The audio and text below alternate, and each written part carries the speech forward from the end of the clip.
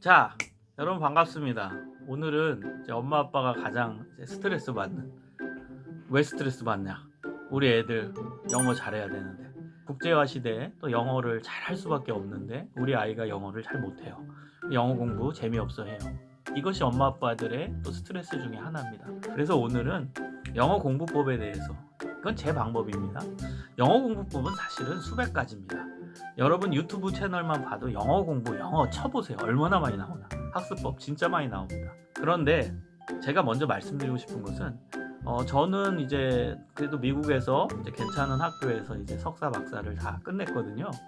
그런데 저는 그 이전까지 단 한 번도 어학연수를 가본 적도 없고요. 저는 한국에서 우리 엄마 아빠가 영어 조기 교육을 시켜서 유학 전에 영어를 원래 잘했던가가 아닙니다. 저는 아주 평범하고요. 순수 이제 국내에서만 이제 공부를 했어요. 그런데 이제 유학을 가가지고 이제 사실은 제가 최단 기간에 이제 석사도 마치고 박사도 이제 제가 나온 학교에서 최단 기간에 이제 박사를 마쳤거든요. 이게 이제 영어 실력과도 많이 연관되는데 미국에서 공부하니까요. 어떻게 이렇게 할 수 있었냐 하면 많은 사람들이 하고 있는 이제 영어 교육에 있어서 좀 아쉬운 점, 영어 이제 좋은 채널들이 많이 있는데 그 부분에서 다 좋은 채널이거든요.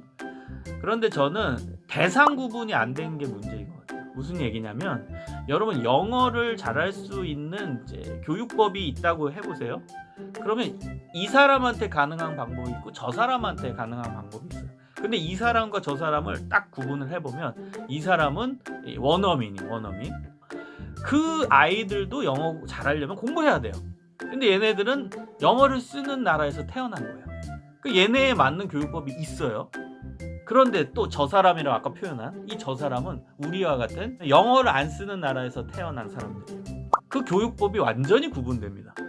그래서 여러분은 어느 교육법을 선택하느냐의 가장 기본은 우리 아이가 지금 영어를 쓰는 문화에서 태어나서 여기서 살고 있느냐 아니면 영어와 전혀 관계없는 나라에서 살고 있느냐, 이 부분을 먼저 선택을 하셔야 돼요. 교육법이 다릅니다.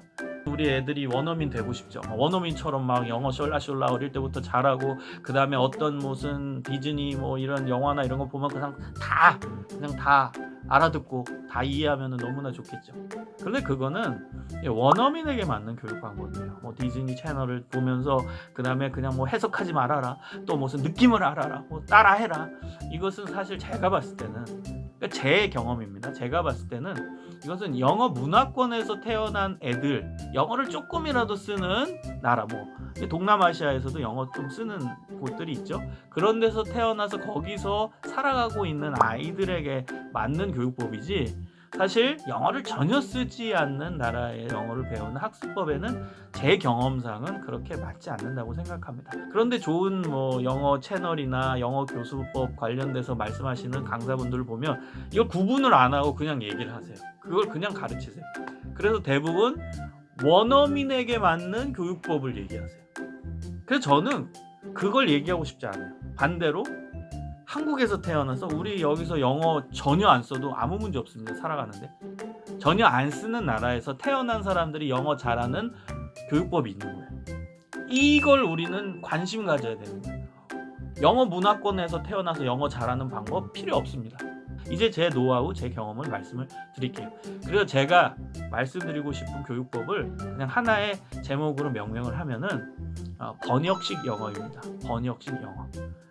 완전히 이거는 이제 원어민과 다르죠. 원어민에게 있어서는 번역이라는 게 없죠. 들으면 직청직해죠. 그냥 들으면 바로 해석이 되고 보면은 바로 해석이 되고, 그건 원어민이에요.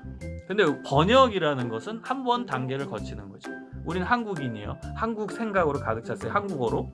그렇기 때문에 번역의 과정이 필요합니다. 물론 우리의 관심, 우리의 최종 목표는 그 번역의 과정을 가장 짧게 하는 거예요. 원어민처럼은 못하지만 그 번역의 시간이 짧으면 짧을수록 원어민과 비슷해지겠죠.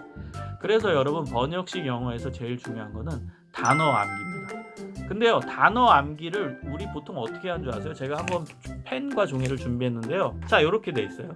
그래서 아이들은 이제 단어집을 이제 사가지고 외울 때 애플 사과, 애플 사과, 애플 사과, 스튜던트 학생, 스튜던트 학생, 스튜던트 학생 막 쓰면서 스튜던트 학생 이렇게 외웁니다. 여러분, 요것은 독해식 영어에 맞는 영어 단어 암기법이에요. 그래서 우리나라 학생들이 독해 잘합니다. 우리나라 아이들 토플 시험 보면 리딩은 거의 완벽하게 100점 맞아요. 왜 그런 줄 알아요? 애플이라는 단어가 나왔을 때 바로 이건 사과구나 이렇게 외운 거예요. 근데 여러분 반대로 사과를 영어로 해봐? 그럼 이제 깜깜무소신 거예요. 사과는 쉬운 단어니까 우리가 외웠으니까 바로 나오는 거지, 어려운 단어의 예를 들어본다면 여러분 한국어로 딱 썼을 때 영어로 뭐지 했을 때 깜깜무소식이에요. 답이 안 나와요. 이게 왜 그래요? 단어 외울 때 요 순서로 외웠기 때문이에요.